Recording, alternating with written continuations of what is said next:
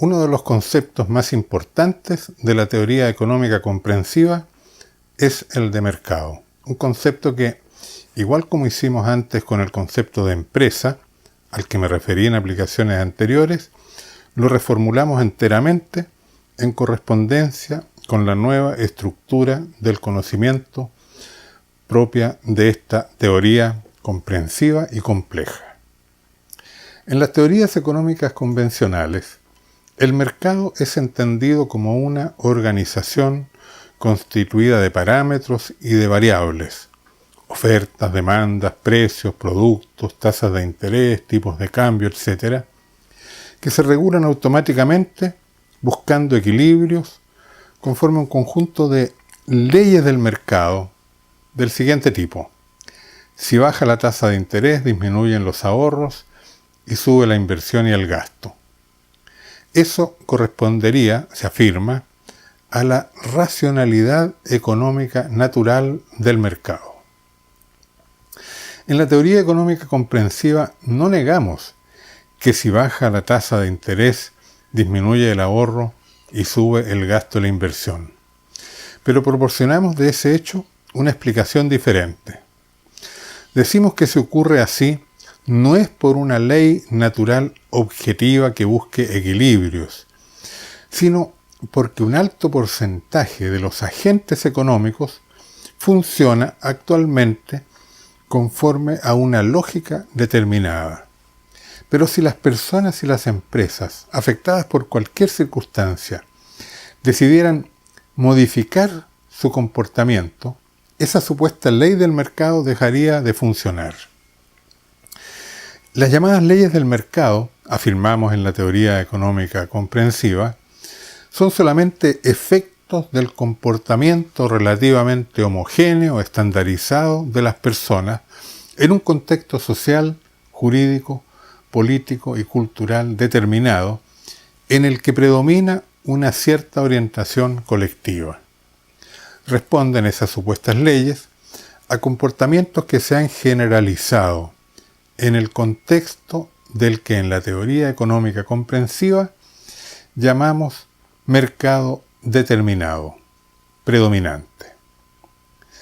Para la teoría económica comprensiva, el mercado no es un mecanismo automático constituido de parámetros y variables que opere conforme a una racionalidad objetiva, sino que es una gran correlación de fuerzas sociales y personales en que las personas, organizaciones y empresas actúan con motivaciones y objetivos particulares y donde se expresan las subjetividades y valores de los sujetos que hacen alianzas, compiten, se engañan unos a otros y también cooperan y se asocian solidariamente. En el mercado determinado, las decisiones de todos se coordinan, teniendo unos sujetos más poder que otros, incidiendo por tanto cada uno en distinta proporción sobre los resultados que se obtienen. Pero todos, cada uno de los que actuamos en el mercado, ejercemos alguna influencia, tenemos algún poder, de modo que nuestras opciones particulares, con nuestras propias motivaciones, objetivos y valores, tienen incidencia. Nuestra influencia puede ser muy pequeña, porque los que actuamos en el mercado somos muchos, pero cada uno tenemos algún poder de mercado y ejercemos algún impacto. Si al subirse la tasa de interés se reducen el consumo y la inversión y aumenta el ahorro, es porque hay una correlación de fuerzas sociales en el mercado que actúa buscando maximizar el rendimiento del dinero. Pero el mercado y la correlación de fuerzas que existe en él es cambiante y puede ser modificada, porque es algo muy distinto a un mecanismo automático que se regula por sí mismo. Sin duda, algunos tienen mucho poder de mercado, porque controlan muchos recursos y factores, porque son grandes productores y grandes consumidores, porque disponen de mucho dinero.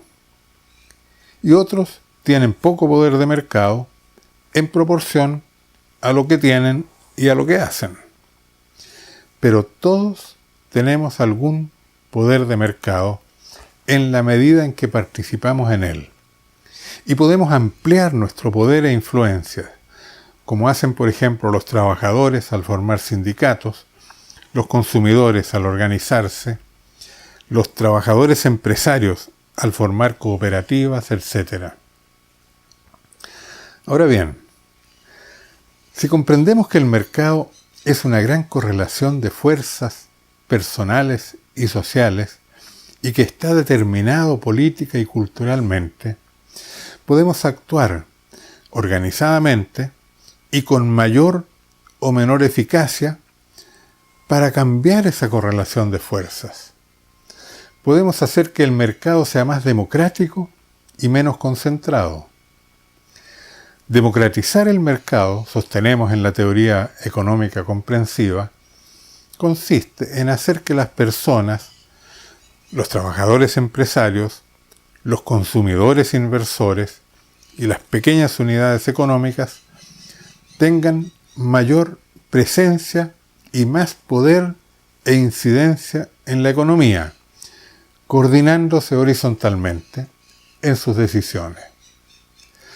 Cada una de nuestras decisiones económicas tiene influencia en el mercado y contribuye a direccionarlo en sentido democrático o en sentido concentrador. Y no solo mediante organizaciones, sino también a nivel personal. Si, por ejemplo, me proveo de bienes en una gigantesca empresa comercial transnacional, entrego a esa empresa mi dinero y con él mi confianza y mi poder de mercado y contribuyo a hacerla más poderosa. Si me proveo de bienes en un mercado libre donde operan pequeños productores, les estoy entregando mi dinero, mi confianza y mi poder de mercado a ellos, contribuyendo de este modo a democratizar el mercado. Si coloco mis ahorros en un banco, o lo hago en una cooperativa, estaré incidiendo a favor de uno u otro mercado financiero. Me estaré coordinando con unos u otros actores económicos. Dicho más en general, cada decisión económica que realizo, sea con mi dinero, con mi fuerza de trabajo, con mis conocimientos, con mis actividades de gestión, etc., implica ejercicio de poder de mercado, un poder que transfiero a unos o a otros agentes y sectores del mercado. Y significa también coordinarme en forma vertical o en forma horizontal, como subordinado o como sujeto autónomo. Comprender y tomar conciencia de todo esto pudiera llevar a algunos a juzgar como éticamente incorrecto cuando optamos por abastecernos en una gran tienda comercial o manejar las finanzas en un banco. Quien juzgue de ese modo y saque conclusiones de ese tipo, estará pensando y analizando los hechos y las decisiones conforme a una concepción ideológica y no de acuerdo a un conocimiento comprensivo de la complejidad de lo real. El asunto merece una atenta consideración. Un primer aspecto que la teoría económica comprensiva nos plantea es la conveniencia del pluralismo económico, sea en cuanto a los tipos de empresas y de sectores económicos, sea en cuanto al tamaño de las empresas y de sus operaciones. El pensamiento ideológico tiende a ser unilateral y totalizante, en el sentido de postular que hay un solo modo bueno de organización económica, sea este el del libre mercado, o el de la planificación estatal, o el de la economía cooperativa. Pero una buena economía es aquella que considera legítimo y positivo que tanto los individuos y las familias, como las comunidades, las organizaciones y grupos intermedios, y el Estado en sus diversos niveles, se constituyan como agentes económicos, creadores de empresas, organizadores de las ofertas y de las demandas. Cada tipo de empresa y cada sector de la economía, con sus propias y distintas racionalidades, aportan al bien general de las personas y de la sociedad, cada una conforme a sus propias posibilidades y ventajas. De un modo similar, hay bienes y servicios que requieren ser elaborados y distribuidos por empresas muy grandes, o por empresas medianas, o por iniciativas pequeñas y moleculares. A diferencia del pensamiento ideológico que tiende a considerar que hay un solo modo adecuado de producir, distribuir, consumir y acumular, la teoría económica comprensiva entiende que la mejor organización de la economía es una que sea pluralista, en el sentido de que en ella operen empresas de muy diferentes tipos, racionalidades y tamaños. Relacionado con esto, un segundo aspecto a considerar es el de la eficiencia. La teoría económica comprensiva atribuye extraordinaria importancia a la eficiencia económica, pero no emplea el mismo concepto de eficiencia que usa la economía convencional.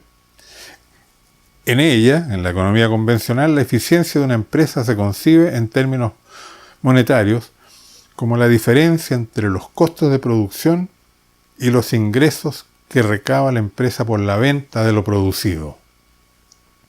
En la teoría económica comprensiva, la eficiencia consiste en obtener la máxima satisfacción de las necesidades humanas, produciendo los bienes y servicios adecuados con el mínimo desgaste, desperdicio o pérdida de recursos y factores productivos.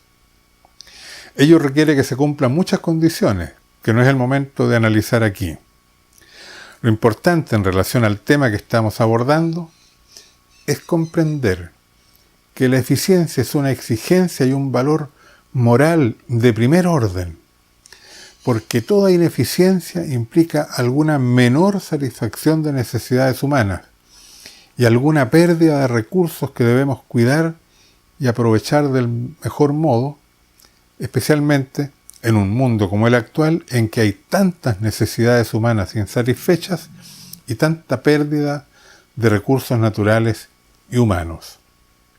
Siendo así, nuestras decisiones y opciones económicas deben prestar especial atención a la eficiencia con que operan los agentes económicos en los que ponemos nuestra confianza y a los que damos nuestro dinero y poder de mercado. El tercer aspecto que debemos tener en cuenta cuando tomamos decisiones y efectuamos opciones en favor de unas u otras contrapartes se refiere a nuestro propio objetivo económico, humano y social, que es lo que nos debe primeramente orientar en nuestras decisiones. La economía no es el fin último de nuestra vida y de nuestras acciones, sino realizarnos lo más plenamente posible como personas integrales en nuestras dimensiones individual y social, corporal y espiritual. Es en este marco ético general donde se abren las múltiples opciones económicas entre las cuales estamos siempre necesitados y obligados a decidir entre alternativas múltiples. Y es en esta perspectiva que se nos presentan abiertas las posibilidades de optar, favoreciendo la democratización del mercado y el mejor desarrollo económico en lo personal, lo familiar, lo comunitario, lo nacional e incluso lo universal. La teoría económica comprensiva nos ayuda a comprenderlo y a tomar las mejores decisiones considerando toda la complejidad de la economía. Y en último término nos indica que quienes decidimos, quienes debemos decidir, somos cada uno de nosotros, siendo lo más importante guiarnos por nuestros conocimientos y nuestros valores. Y no, por cierto, siguiendo la publicidad ni las tendencias que predominan en los mercados, que nos convierten en individuos subordinados, dependientes, estandarizados, masificados, individuos que no deciden por sí mismos ni controlan sus propias vidas.